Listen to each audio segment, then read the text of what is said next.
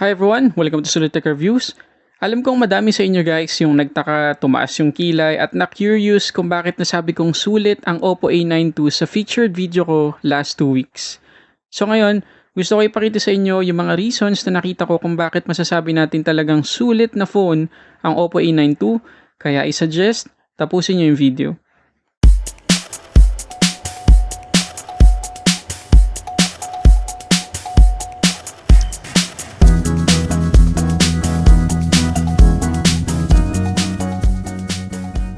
Okay, so kagaya guys sa nakita nyo sa title, nagbago yung kulay ng Oppo A92 natin. Nandito sa atin ngayon yung Twilight Black, which is not as appealing as the Stream White para sa akin na nakita nyo sa featured video. Pero well, at least may idea tayo sa itsura ng Twilight Black if ever na ito yung kulay na gusto nyong bilhin. Unbox natin.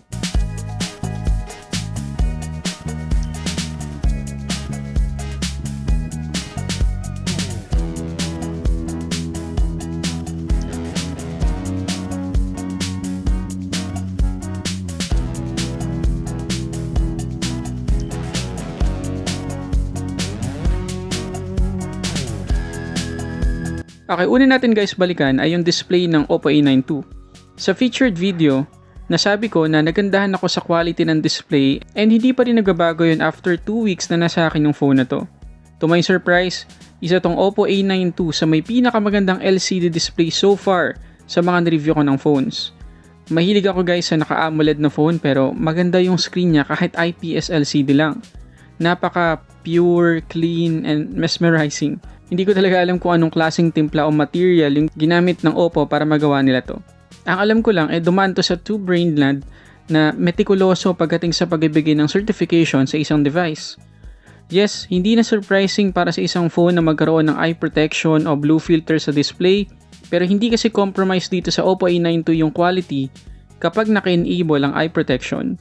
So again, high quality ang display ng Oppo A92. Okay, pagdating guys sa design, kakaunti lang ang talagang masasabi natin sa design ng Oppo A92. And actually, parang nasabi ko na yung iba sa unboxing kanina. Yung Stream White talaga, yung pinaka-stunning na color for me. Itong Twilight Black, don't get me wrong, maganda din naman pero mas mukhang pang serious type of individuals to. Maliban sa kulay, gusto ko yung ginawa ng Oppo sa camera module ng A92. Mas modern looking, not original but modern looking. And in fairness, yung kailangan nating audio jack, conventional fingerprint scanner at dedicated micro SD card slot, nandito din. Isa pa sa maganda sa design niya ay yung stereo speakers. Bihira akong makakita guys ng stereo speaker sa isang mid-range phone. So yes, mas ma-enjoy mo ang media consumption dito compared sa naka-single firing speaker na phone. Okay, alam kong kanina nyo pa hinihintay to. Pag-usapan natin guys yung performance. Okay, relax lang tayo, okay? Before mag-comment dyan sa baba, gawin natin ang hindi natin nagawa sa featured video. Antutu benchmark. Okay, total score ng Oppo A92 ay 184,469. So, dito pa lang may idea na agad tayo na hindi na ganon kabilis yung Snapdragon 665. Alam natin na typically, hindi Snapdragon 665 ang standard na chipset para sa mga bagong mid-range phone sa ngayon. Madami ng apps and games sa ngayon na talagang mabigat nang dalhin para dito sa 665. However, hindi pa rin ganon kasama. Kung maalala nyo, NBA 2K20 ang isa sa na-test natin sa featured video and nakaya niya naman. No hiccups whatsoever.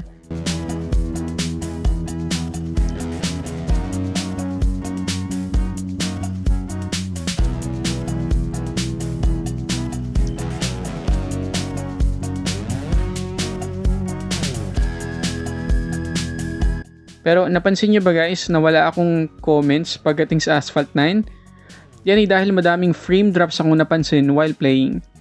To the point na baka hindi ka na mag-enjoy.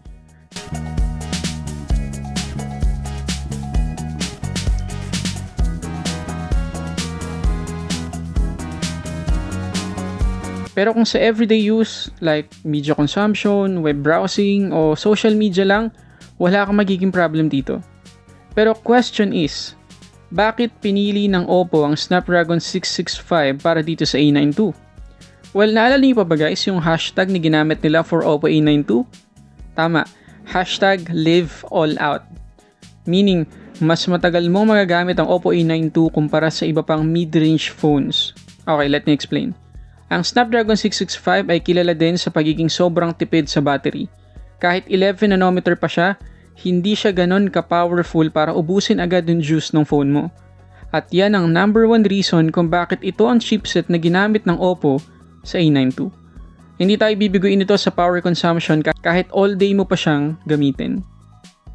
Okay, sige. Sunod natin agad guys yung battery performance para mas maintindihan natin.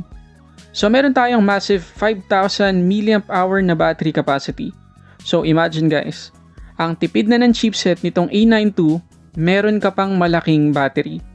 Sa test na ginawa ko, from 100% to 19%, nakakuha tayo guys ng 18 hours and 13 minutes na screen on time.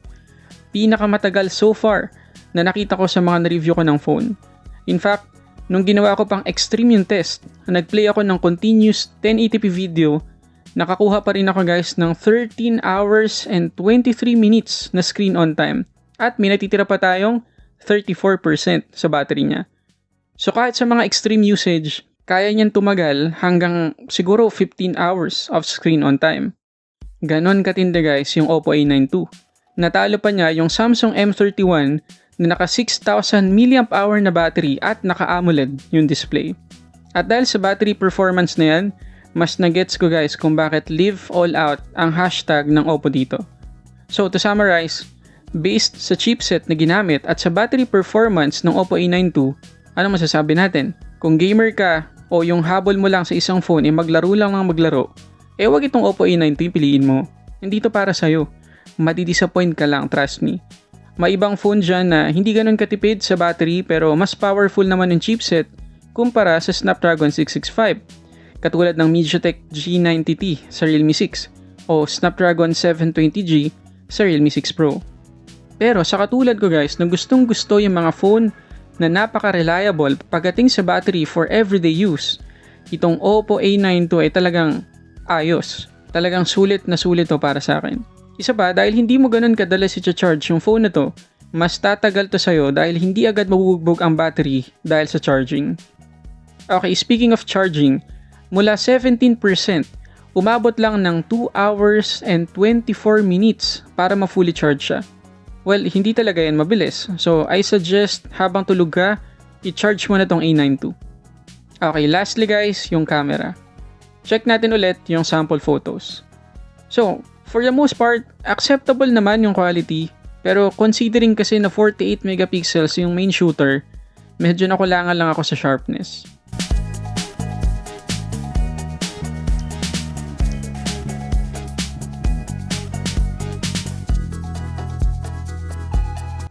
Pero pagdating guys sa 4K 30 frames per second yung video, satisfied ako sa quality. Hindi nga lang ganun ka-stable, pero gimbal lang guys yung kailangan mo, pwede na. Okay, dun tayo guys sa verdict natin dito sa Oppo A92.